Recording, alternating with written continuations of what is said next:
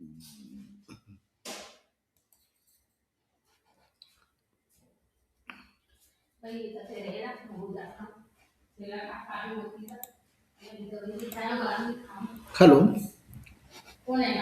देखिए यहाँ पर विषाणु वायरस एक परिचय। आपने सुना होगा कुछ रोग जैसे इन्फ्लुएंजा, पोलियो, कनफेड़ा, रेबीज, चेचक, एड्स तथा डेंगू आदि वायरसों से पैदा होते हैं।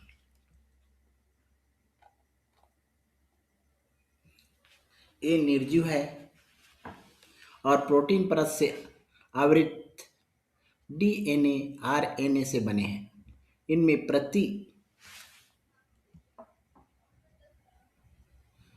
प्रतिकृतियन रेप्लिकेशन हो सकता है, लेकिन ये स्वयं जनन नहीं कर सकते। ये जीवित कोशिका के अंदर ही जनन कर सकते, अतः इनका वर्गीकरण एक विशेष समस्या है। तार्किक दृष्टि से इन्हें 5 जगतों में से किसी भी जगत में नहीं रखा जा सकता, क्योंकि वे अपने आतिथ्य या पोषी कोशिकाओं में गुणन कर सकते हैं, उत्परिवर्तित हो सकते हैं सजीवों की तरह, लेकिन यह क्रिस्टलीकृत हो सकता है और निर्जीवों के लक्षण दर्शाते हैं। देखिए वहाँ पर विषाणु वायरसों की खोज कैसे हुआ है। सन 1892 में रूसी वनस्पति शास्त्री एवेन नावस्की ने तंबाकू के मोज़ेक रोग से ग्रस्त तंबाकू के पौधों का निकर्षण तैयार किया। इस निकर्षण को छाना गया ताकि यदि कोई बैक्टीरिया उसमें हो तो छाने जाने पर बाहर ही रह जाए। फिल्ट्रेट को अब भी संक्रामक पाया गया। डच वैज्ञानिक बीजेरिंक ने सन 1898 में इन संक्रमण करने वाले कणों को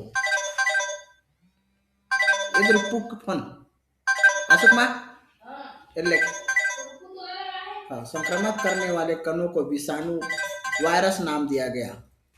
लैटिन भाषा में वायरस का अर्थ विष होता है। लैटिन भाषा में वायरस का अर्थ होता है विष होता है। आकार,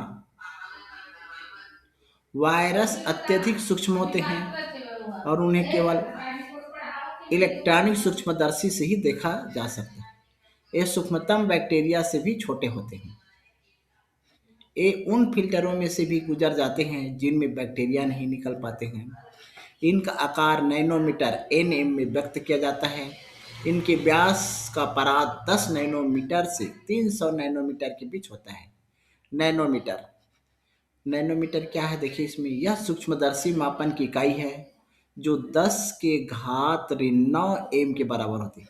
इसे पहले मिली माइक्रान कहा जाता था। नैनोमीटर को मिली माइक्रान कहा जाता था।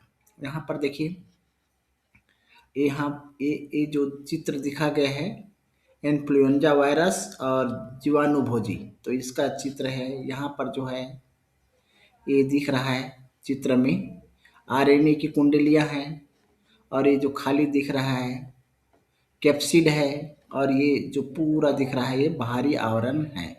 उसी प्रकार जीवाणु भोजी मतलब जीवाणु का भोजन करता है। एक कैप्सिड है, यहाँ पर से लेकर ग्रीवा है, ये पुंछ है और ये जो इनका ये दिख रहा है पृच्छ तंतु और यहाँ पर जो है आधार प्लेट है। तो देखिए जीवाणु की संरचना, विषाणु वायरस एक सरल संरचना है जिसमें एक क्रोड अथवा केंद्र भाग व उसे आच्छादित करने वाले एक आवरण होता है। केंद्र भाग का कण आनुवांशिक पदार्थ होता है, या तो डीएनए या आरएनए। देखिए यहाँ पर डीएनए या आरएनए की कुंडलियां होती है। केंद्र भाग का कण आनुवांशिक पदार्थ होता है, या तो डीएनए या आरएनए। बाहर का आवरण प्रोटीन का बना होता है। इसका जितना भी बाहर का आवरण है ये सब प्रोटीन से बना हुआ है जिसे कैप्सिड कहते हैं। यहाँ देखिए ये कैप्सिड है। ये बाहर का आवरण किससे बना हुआ है? प्रोटीन का, जिसको हम क्या कहेंगे? कैप्सिड कहते हैं। चित्र 1.5 के अनुसार अब यहाँ पर देखिए ये जो है डीएनए है, ये जो बना है गोल गोल इस प्रकार, और ये ऊपर का बाहरी आवरण कैप्सिड है, प्रोटीन से ढका हुआ है पूरा चारों तरफ।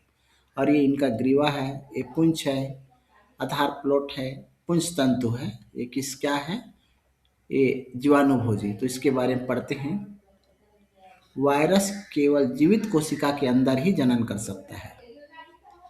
एक वायरस स्वयं जनन नहीं कर सकता। जनन के लिए इसे किसी जीव की कोशिका के अंदर प्रवेश करना होता है। पोषी कोशिका से यह कच्चे पदार्थ एंजाइमों व ऊर्जा उत्पादक प्रणाली का उपयोग करके स्वयं अपना डीएनए बनाता है। इस प्रकार परपोषी कोशिका के अंदर अनेक वायरस कण बन जाते हैं। पोषी कोशिका फूट जाती है और वायरस कण बाहर आ जाते हैं। देखिए, वायरस सजीव एवं निर्जीव। हालांकि वायरसों में जीवों की भांति आनुवंशिक पदार्थ न्यूक्लिक अम्ल पाए जाते हैं।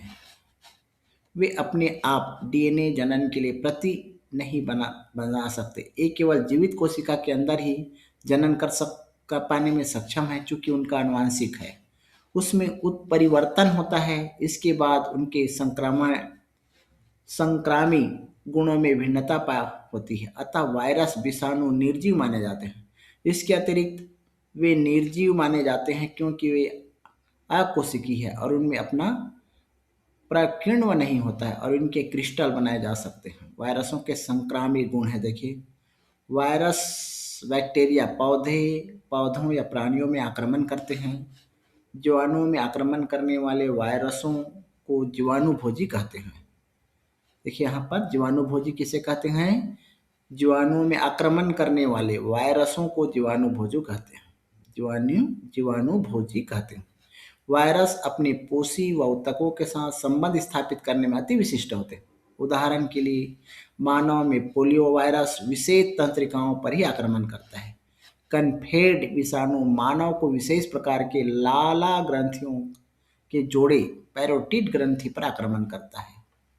वायरसों में उत्परिवर्तन होता रहता है।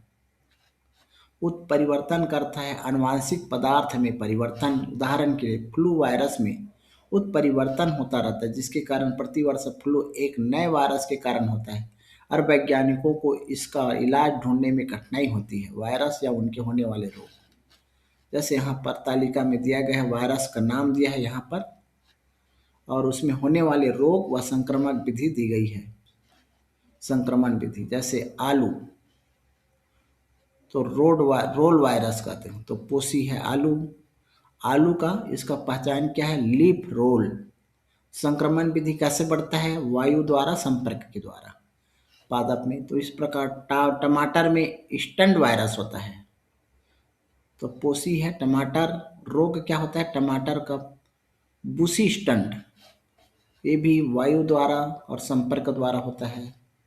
तंबाकू मोजेक वायरस, वायु द्वारा और संपर्क द्वारा। हर्पीज वायरस, ये मानव द्वारा होता है, पोषी मानव है।